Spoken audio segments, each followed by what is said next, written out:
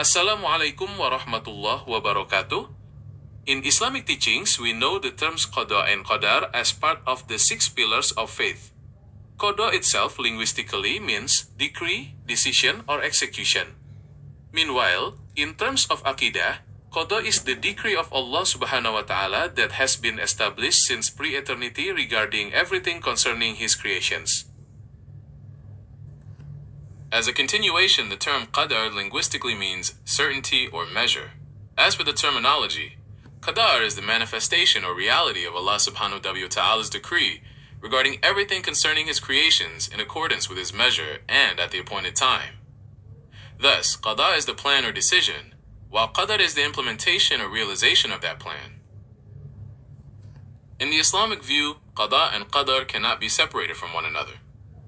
Qada is the law of Allah subhanahu wa ta'ala, while Qadar is the implementation or reality of that law.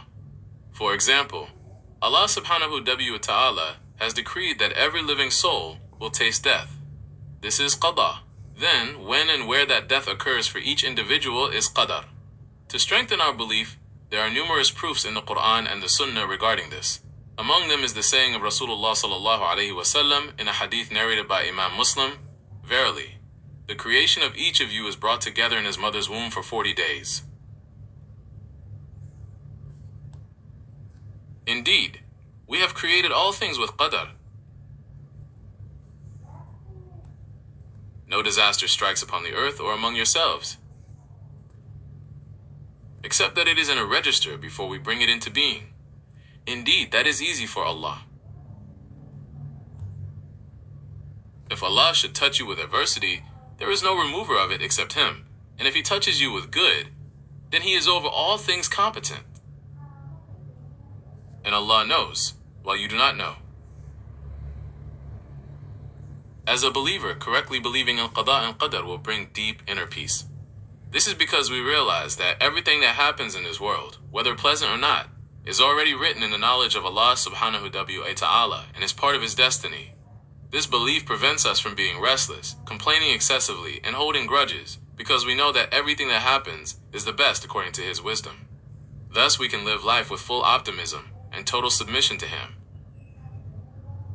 As a conclusion to this discussion, let us continue to draw wisdom from the belief in Qada and Qadar in every step of our lives.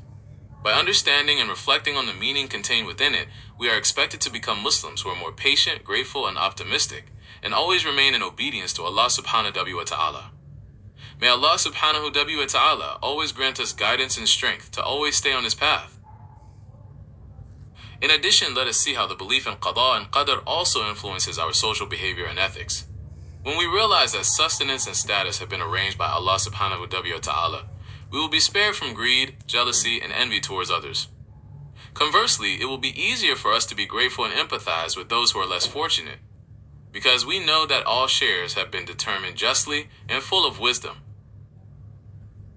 In conclusion, it is important to realize that belief in Qada and Qadar is not a reason to despair of the mercy of Allah subhanahu wa ta'ala. On the contrary, this is a source of moral strength for every Muslim to continue striving to improve themselves and their environment with the conviction that the final outcome will always be in accordance with His infinite wisdom. As a complement, let us reflect on how the belief in Qada and Qadar becomes a sturdy mental fortress when facing life's trials. When a Muslim is faced with disaster, sadness, or failure, this belief makes them realize that all these events have been within a blessed divine design, so that they will not sink into despair but rather strive to be patient and seek the wisdom behind. As an additional conclusion, it is important to remember that belief in Qada and Qadar demands a willingness to accept all of His decrees.